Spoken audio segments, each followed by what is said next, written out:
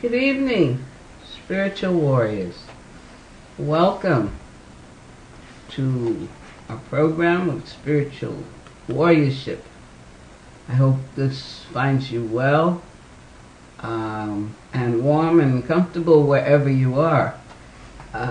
Here in Alachua, Florida, it's been quite cold. And of course, when you think of Florida, you think of warm weather. Well, most of the time it is, but this past couple of weeks it's been really cold. But I always look for the good side or the higher side, and the one thing I can say, at least there's no snow. And if any of you are listening and you're where there's snow, I hope you're warm.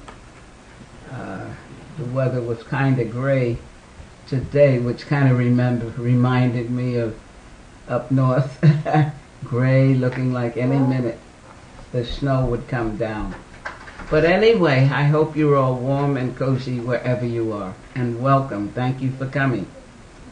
We are studying books by His Holiness Bhakti Tirtha Swami.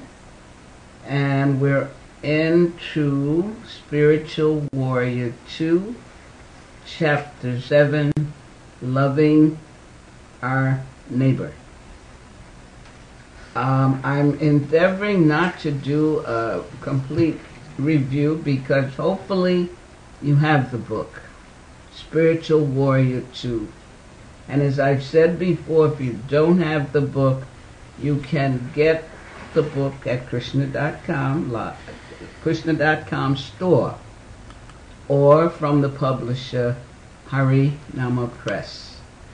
That way, if you have a copy, you're learning, growing, and can keep up with us. So, where are we starting tonight? Of course, I'd like to ask anybody that was here last class, do you remember any one point or line or word from the last class? Raise your hand. Okay, I do that to satisfy my ego or whatever it is that really likes being one-to-one with people. But as I've said many times, I pray you're getting something from these classes, and this is my service to my spiritual master. So let's look at Chapter 7, Loving Our Neighbors. I know the last time I did a lot of review about points about love, because he talked so much about it, and we went to earlier chapters of the Spiritual Warrior 2. So to get to a point, I'm just going to throw out a couple sentences from that we've said. And first, one thing he tells us is that our planet is a living entity. And it's suffering these days. It's really suffering because of the industrial paradigm and commodities and money and all the focus on those things, and also the worship of fame and power and control. So people, human beings, aren't really being respected and not getting what respect they deserve.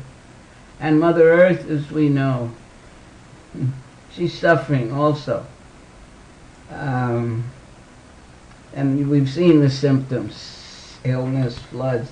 But it was interesting, a workman came to do something important today. We put in a new thermostat. And we were talking about the cold weather and all. And I said, the Mother Earth is just tired of our nonsense. She's trying to show us that she is upset with what we've been doing to her. And it was interesting. He agreed, and he said, and the scientists can't do anything about it. And I found that he recognized that, and it was like, no, they can't, because there is a greater power than them. So we're going on, and of course, loving our neighbors. I think those of you who may have had some scriptural Bible background, love your neighbor as yourself, that sounds familiar. But Bhakti Tirtha Swami, what he's done, and he's mentioned so much, one point he made is that whenever people reject their own divine nature, their thwarted, loving energy becomes a destructive force. So one section we covered was called the need for a culture of love. This planet will not be healthy until we gain a deeper understanding of the soul and the universal love we all share. Then he told us that loving our neighbor goes beyond the surface. He says a materialistic focus automatically disqualifies us from experiencing a deep level of love. Remember, loving others unconditionally is not based on a material understanding of love, which is God. We have to understand that ultimately all love emanates from the reservoir of love. God, Krishna. If we exclude God from the picture, we're merely attracted to material commodities and phenomena.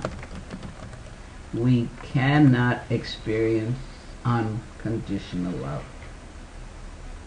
We went into loving and trusting others. That was a very important section. But he tells us that to love our neighbors as ourselves means to love them deeply, as we ourselves would like to be loved. That makes sense, doesn't it? Everybody wants love. And we all feel we want to be loved. And how can you have that feeling unless you can share it with others? So it also means to trust them. Honesty draws honesty to itself, and trust attracts trust. With these qualities, without these qualities, honesty and trust, there can be no love. I hope you're remembering some of the points. Then we looked at secrets,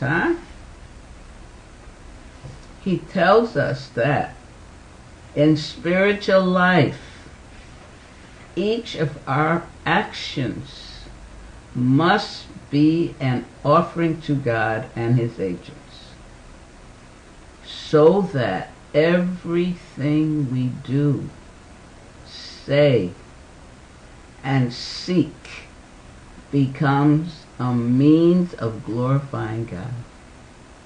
In such a situation, what is the need for secrets?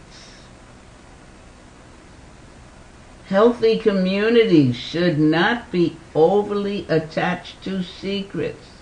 Healthy communities should not be overly attached to secrets. In fact, the lives of spiritual warriors should be an open book. Because the Lord is watching everything. The more God conscious that we become, the more those around us will experience enlightenment, exhilaration, and love. Unfortunately, though, many of us still do not want to be fully accountable to God, or even to our peers. So we resort to secrets. We do not want anyone to know what we have done out of fear of being condemned for our behavior. But I tell you, even when I was raising my children, I made it so clear to them that God sees everything you do. Always knew God was in the heart. And the flashback on that, I remember my son, I don't know how small he was, but one day he was eating, he says, if you say God is in the heart, and I'm eating my food, is he getting all covered with food? So they, and I remember my older daughter at one point said, if she stubbed her toe, she wondered what she had done. So I don't know if that's really putting the fear of God in them, but we have to get this realization that you can't hide from him. So whatever you're saying, you're doing, you're acting, he knows. So what's the secret? Okay? And then we looked at confidentiality. And he told us that there is a difference between secrets and confidentiality. And he says that confidentiality is often necessary for the development of truth, which, as was stated before, is an important aspect of love. That is why we have confidential aspects to our lives. However, although we are keeping parts of our experience from public view, confidentiality does not imply an intention to exclude. Rather, we simply do not want to cause unnecessary disturbance. And so, instead of revealing everything at first, we share information gradually. And we're coming now, this is where we're up to starting tonight, called the value of making judgments. And I have to keep reading this, and I even went to the dictionary, but I found if you move slowly with this and are open for growth, you will understand. He tells us that in addition to understanding the role of secrets and confidentiality in spiritual life, remember, we're spiritual warriors, so our spiritual life has to be refined and purified so that we can do the tasks we have to do and help others. And if you've been listening, it's about helping others. But we first have to, of course, get ourselves right to help others. But he's saying that understanding the role of secrets and confidentiality in spiritual life, we must develop a proper understanding of judgment. Now, there is a widespread resistance to judgment in our culture, particularly among New Age groups. But that derives from a refusal to accept a universal standard against which to evaluate our actions. But this refusal does not mean that such a standard is unavailable, nor does it excuse us from being accountable. Now, many people tend to equate spirituality with peace, tolerance, and acceptance. Listen, he says, however, tolerance is not always divine, and peace is not necessarily a sign of love. Many people tend to equate spirituality with peace, tolerance, and acceptance. But he says that's not necessarily a sign of love. These qualities indicate a mood of serenity that does not always address the requirements of the situation. Now, when we seek peace and tolerance, we may be trying to cope with, manage, or deny the existence of an improper situation. You get that? He's saying many people equate spirituality, and we're all on a spiritual path, with peace, tolerance, and acceptance. Oh, it's all right.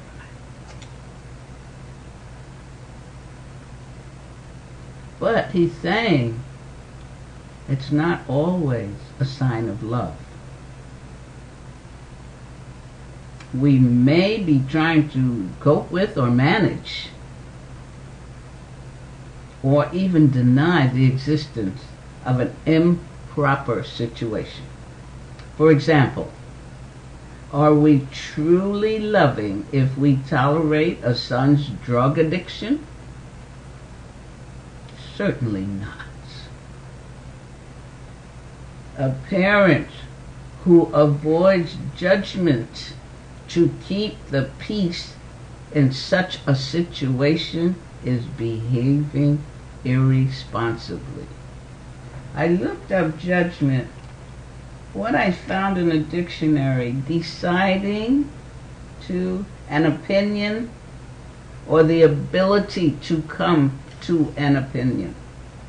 So we're not talking about what's the other word? Judgment. What would they? Judgmentalism, or being judgmental, which could be to hurt somebody with a plan. Some people are just, everything is wrong with you kind of thing. We're not talking about that. He says that spiritual life is based on love, which means service to one another through deep involvement and intensive interaction. Such service includes judgment and evaluation. Being judgmental in this situation indicates that we care enough to be our brothers and sisters' keeper. So you arrived at an opinion, you've made it. Doing drugs is wrong. Doing it in my house is even worse. So it's not about, oh, I'm going to just tolerate this, because I love him. No. It's not taking the situation seriously. And the parent is really behaving irresponsibly. If we refuse, he says, to be judgmental, we are being irresponsible and uncaring. Proper judgment is an integral part of spiritual advancement. Proper judgment. Because constant evaluation is necessary for growth. In order to progress, we must evaluate ourselves and be open to assessment from others. When we follow a bona fide path, we learn to judge our process according to authorized criteria. We make similar evaluations every day of life. For example, art collectors judge paintings according to standards accepted in the art world. Musicians improve their performance by following certain specified techniques. Think about it. Can we tell a martial arts artist, master, not to be judgmental towards his students? Can we tell a potter not to be judgmental toward her apprentices? Can we tell a teacher not to be judgmental towards his students? If he gives everyone an A, his students have no valid measure of their accomplishments. These evaluations are not based on whims or feelings of the moment, but on objective standards.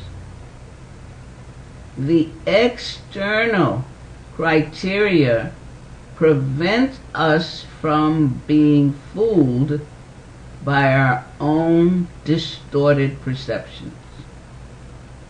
In spiritual life, teachers, saints, authentic scriptures help us judge correctly. What's that? Teachers, saints, authentic scriptures help us to judge correctly, protecting us from the delusions of the false ego, which can easily lead us astray. So it's not based, as he's talking about this judgment, it's not based on whims or feelings of the moment. And in spiritual life, there has to be an authority. There has to be scriptures and saints and authentic scriptures. And as we study them or have them be our mentors and read the scriptures, then it'll be based on authority and not from delusions of our false ego. So to avoid error, we must rely on authorities, bona fide authorities, soundly based in an established spiritual tradition. Okay?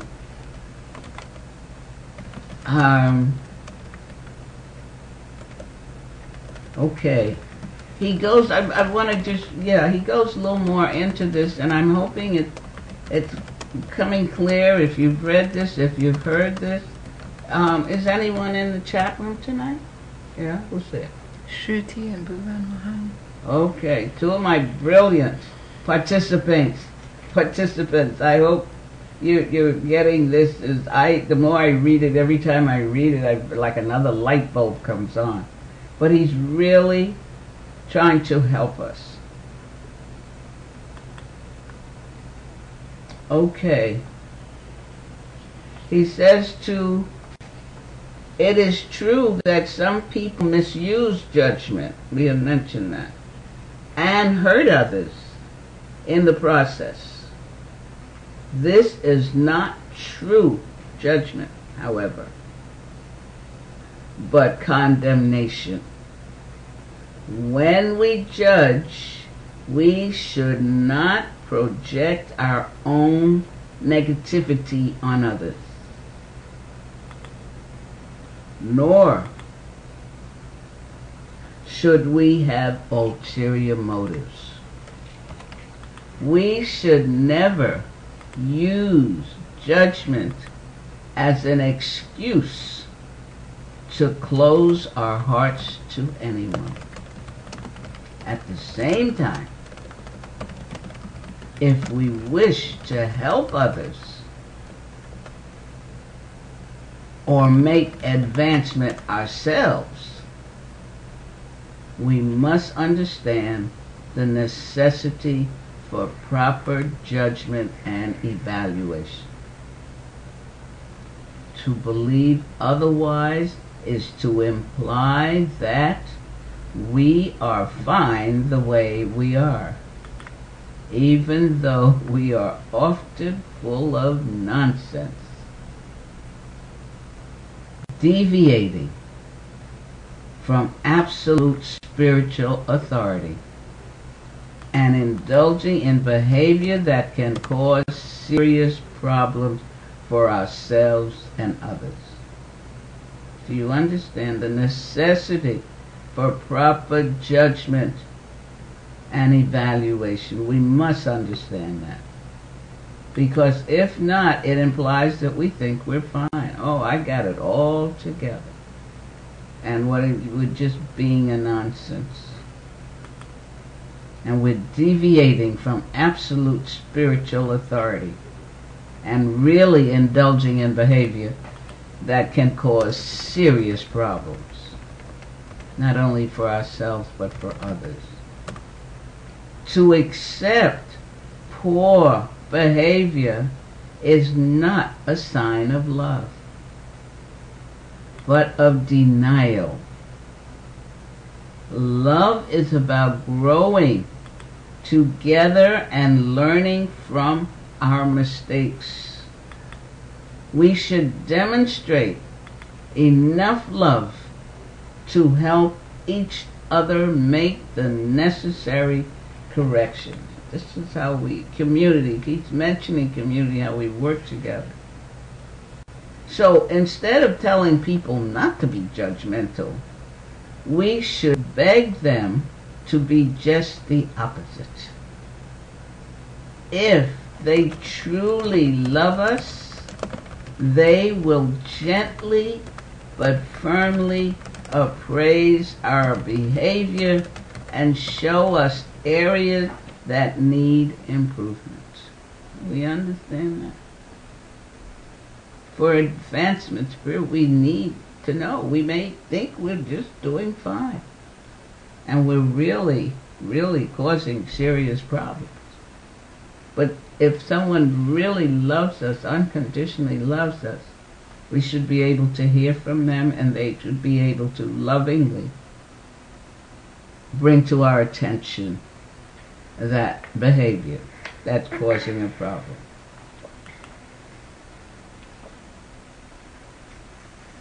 And show where some area needs improvement. By the same token, we should do the same for them, viewing their negative action as cries for love and seeking ways to help them if we can. And that means we have to love ourselves, trust ourselves, be honest with ourselves, all those things we've just mentioned. Therefore, he tells us, it is our duty as spiritual warriors to help each other evolve. And again, what comes to mind, it's this way we can end this cycle of birth and death that we're here, while we're here lifetime after lifetime. And we're really getting techniques, technologies now to go deeper in our Krishna consciousness, our God realization. And this is one of the ways, and it means being courageous, and it really means being deeply loving person. He says that often we're afraid of judgment from others, simply because we do not want to face ourselves and make the necessary changes.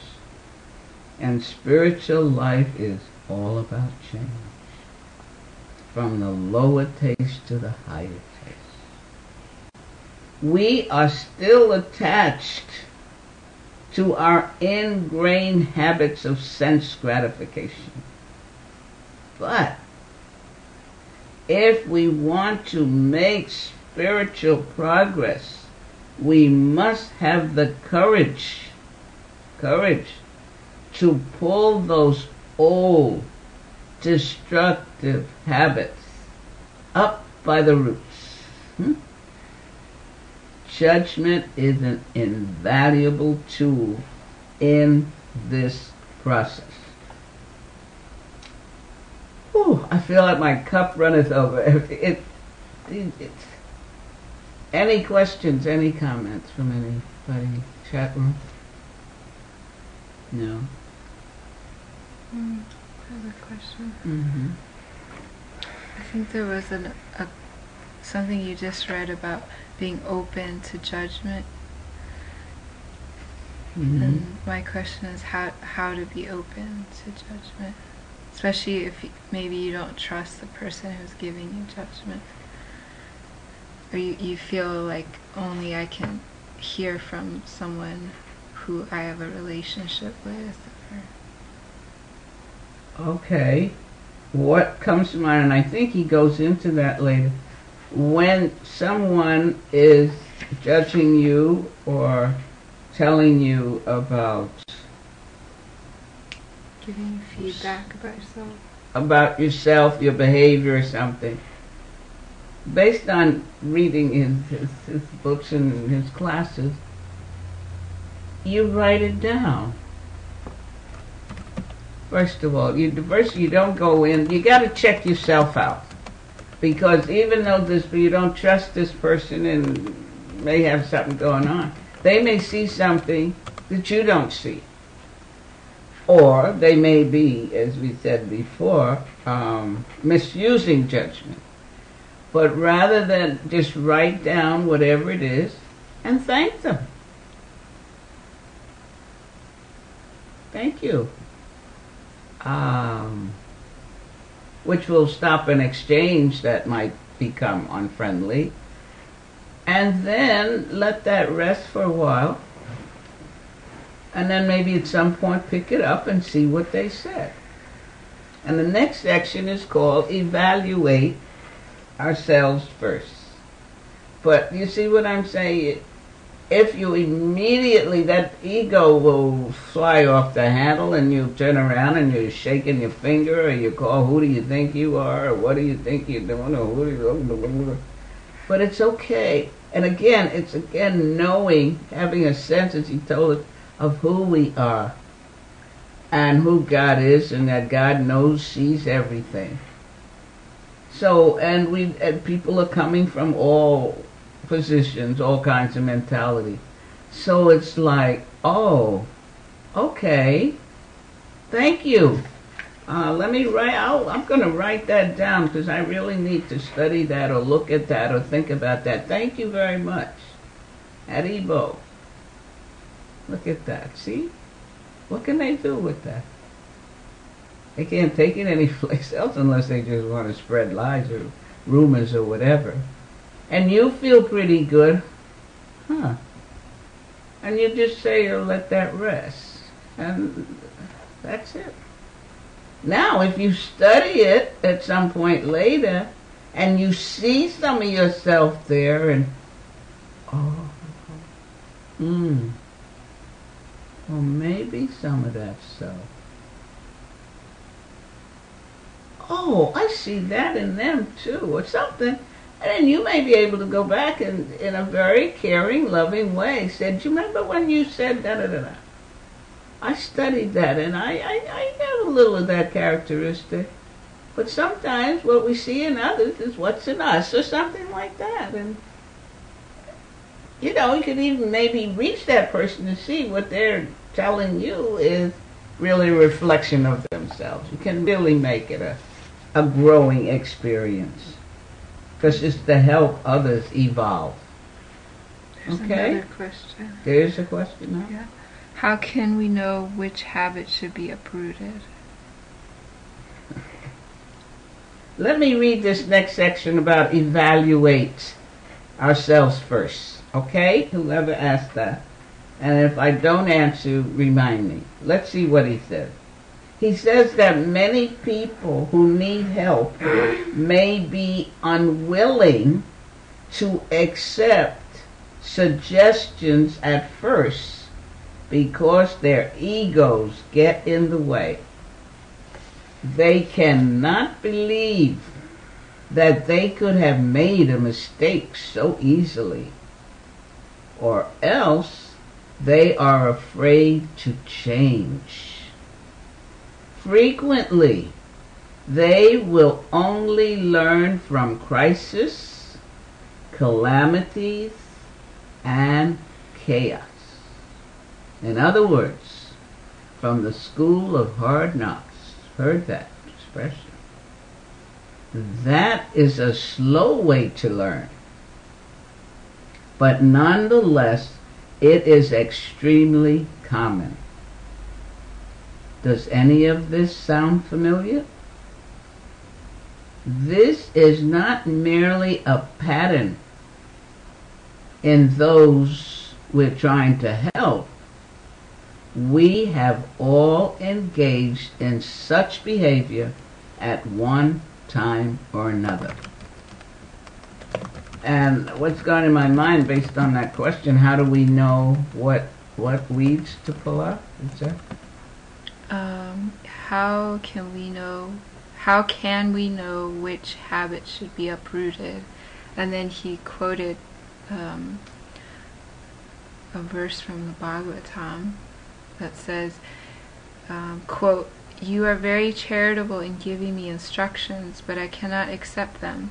They do not stay in my flickering mind, just as the glittering lightning in the sky does not stay fixed in a cloud. I can understand only that no one can stop the onward progress of the Supreme Will." And then the next comment, this is from Edgar, by the way. It seems good there tonight. Hi, Edgar. Welcome. Go ahead. And then Edgar says, "It seems Krishna picks my habits. I would be a fool to think I control them." Okay. Krishna picks your habits. Whatever the habit is, are you feeling pleased, satisfied? Do you feel you're pleasing Krishna? Do you feel Krishna reciprocating with you because that habit is so satisfactory to him? Think of that. Because if you're interested in God realization, self-realization, being Krishna conscious, it's all about pleasing Krishna. And as we read earlier, that he doesn't miss anything. Every word, every action, every deed, every thought. And the thought leads to action. So, Edgar was the one who asked the question, how do you know what patterns? Was that the original question? Should be uprooted. Okay, you know by looking at the habit and seeing if it's pleasing God. Will please Krishna. If you don't have any secret, we just talked about secrets, there's nothing to hide. If everybody saw you having that habit or performing, is it all right? How do you feel?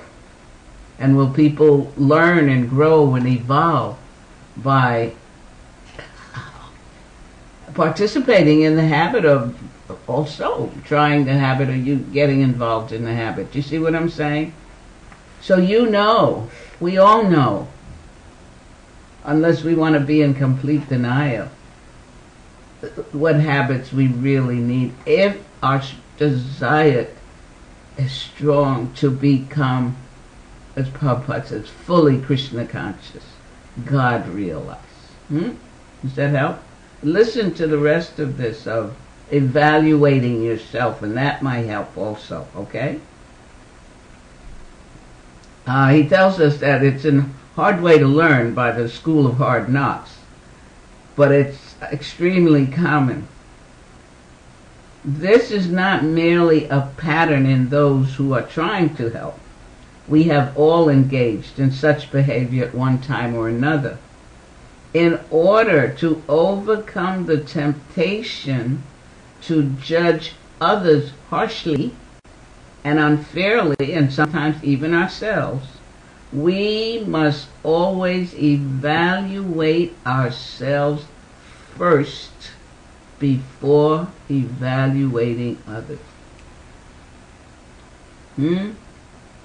We must always evaluate ourselves before evaluating others. Unfortunately, some people try to find fault with others as a way of avoiding the necessity to look where? Within themselves.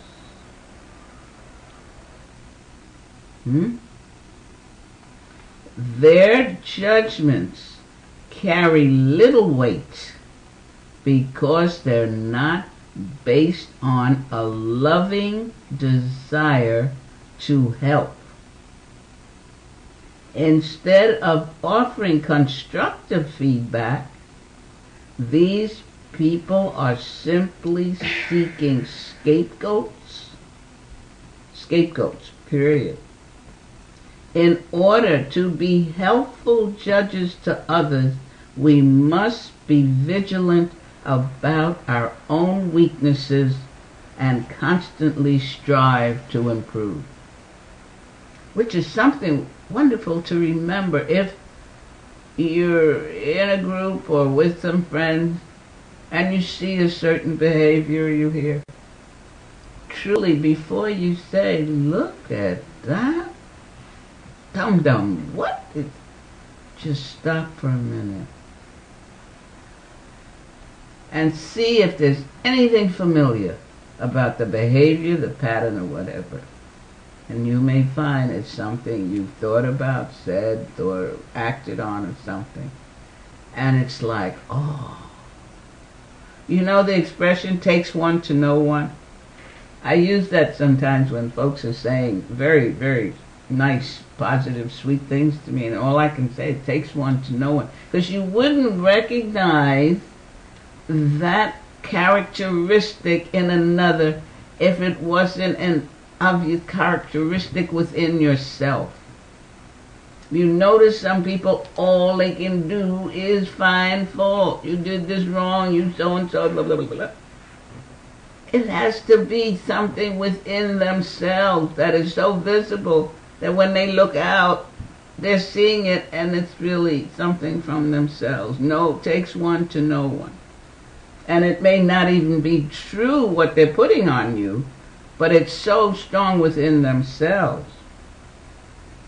So he tells us we must be vigilant about our own weaknesses and constantly strive to improve them before we start judging others. We should always maintain a spirit of humility, never counseling or teaching others in the belief that we have nothing to learn ourselves. Every moment is a learning moment. We are constantly learning. He says here, from my own experience, for example, each time I give a lecture, I focus on something I would like to understand better. Then even if everyone falls asleep, I am excited because at least I have learned something. Otherwise, teaching is like a performance in which we are merely trying to please the audience. Eventually, we will get to the point of saying things we do not mean, and people will know the difference. There's a point here, he said we should always maintain a spirit of humility. And I want to go back to humility in Spiritual Warrior 3. How many of you all were with me when we did the 12 qualities of a spiritual warrior? One of them is humility. And I'm going to not read the whole thing, although every time I get to this I love, because he tells us that in this age people view humility as a sign of weakness. But the reality is that humility is a powerful weapon.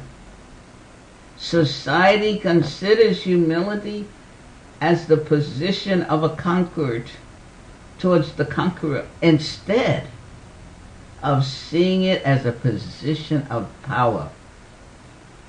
we must rediscover the pure strength of humility. And then he breaks it down. If you have Spiritual Warrior 3 on your shelf somewhere, take it out. Go back to the chapter on 12 qualities.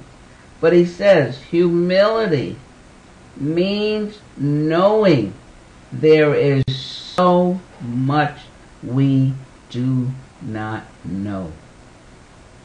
So much we still need to learn.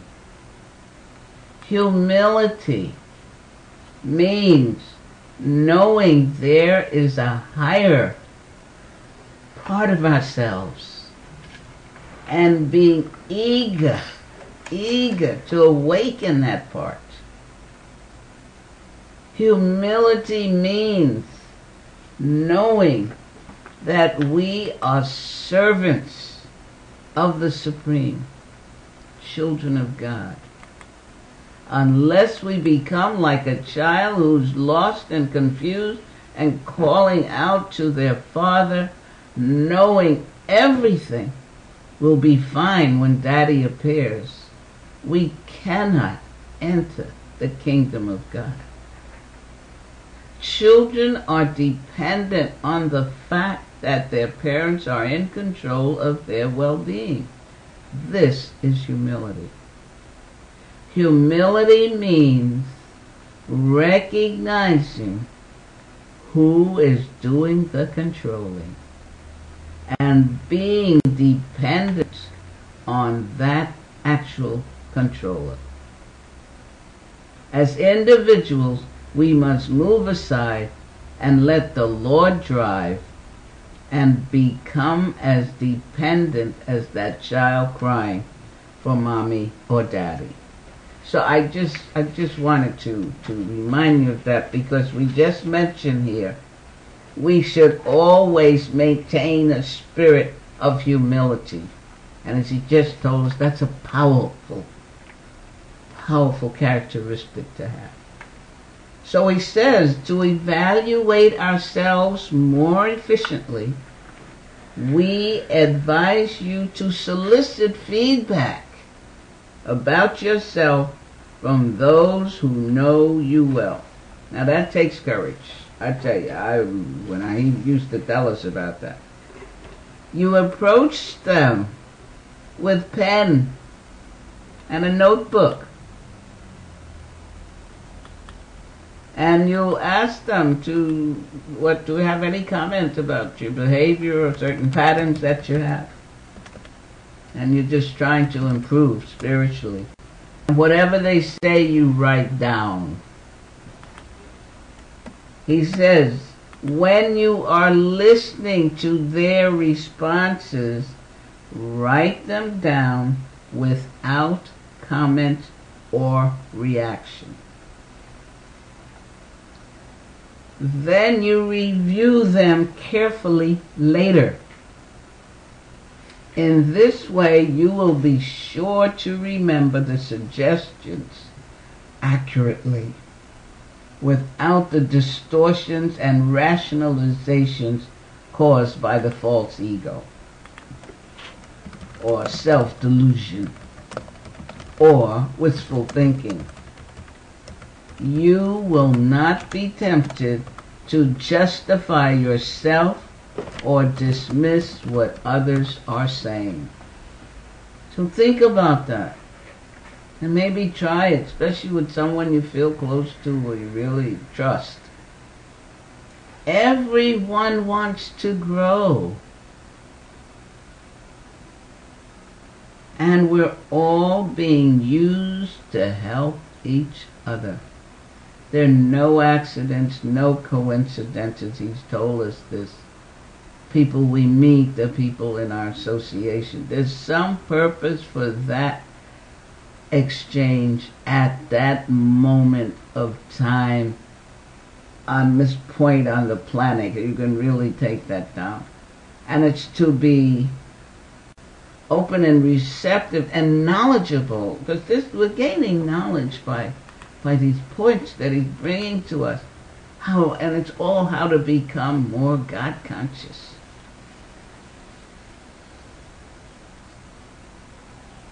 Now, sometimes we may not be receptive to what others have told us.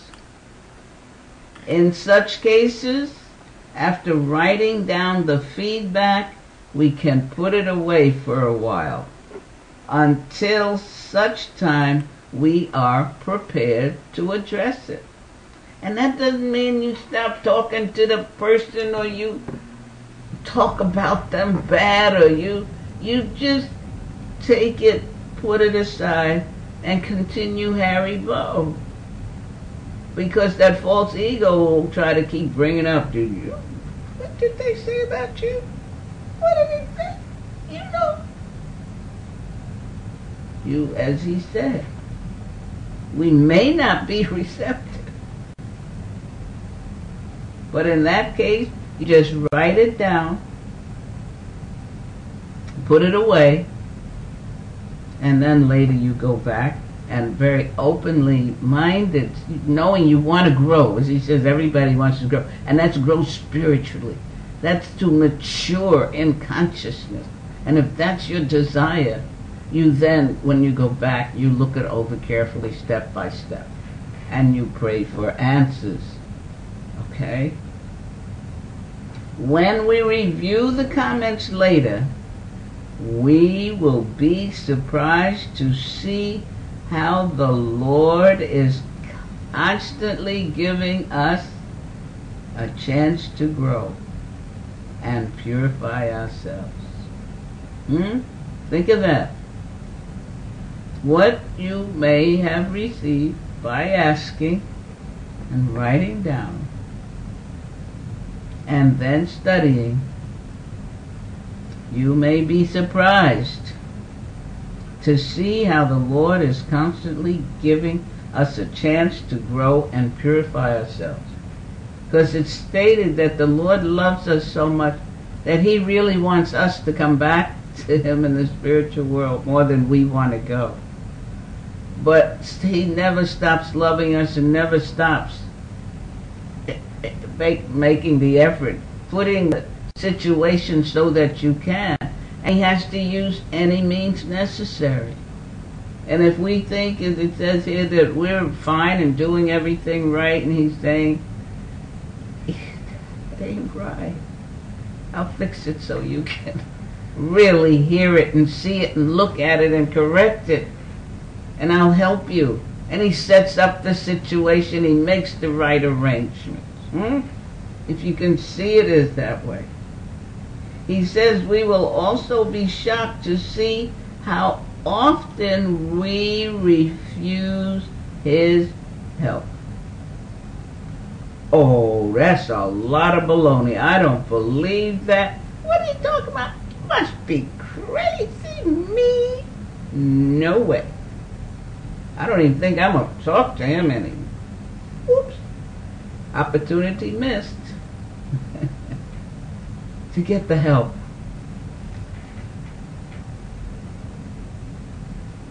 If we begin to understand that everything in our lives happens for a reason,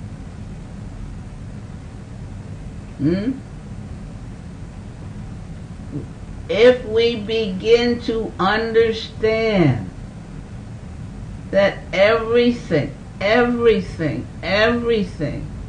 in our lives happens for a reason, we will begin to appreciate how closely we're being guided and how much God loves us. Okay? I'm going to stop there. The next section is how to remain positive. Now that should be great, especially if somebody's just told you something about yourself that you don't think so, and then when you look at it, they may be right. But if you realize that and understand everything in our life happens for a reason, we will really begin to appreciate how closely we're being guided and how much God loves us. So, any questions, any comments? With my technician. I'll tell you if there's... Any questions on Not yet. that? Who's on? What name? Bhuvan Mohandas, Edgar, and Bhaktin Shruti. Okay. Edgar, you okay with my response earlier? It's okay. You okay?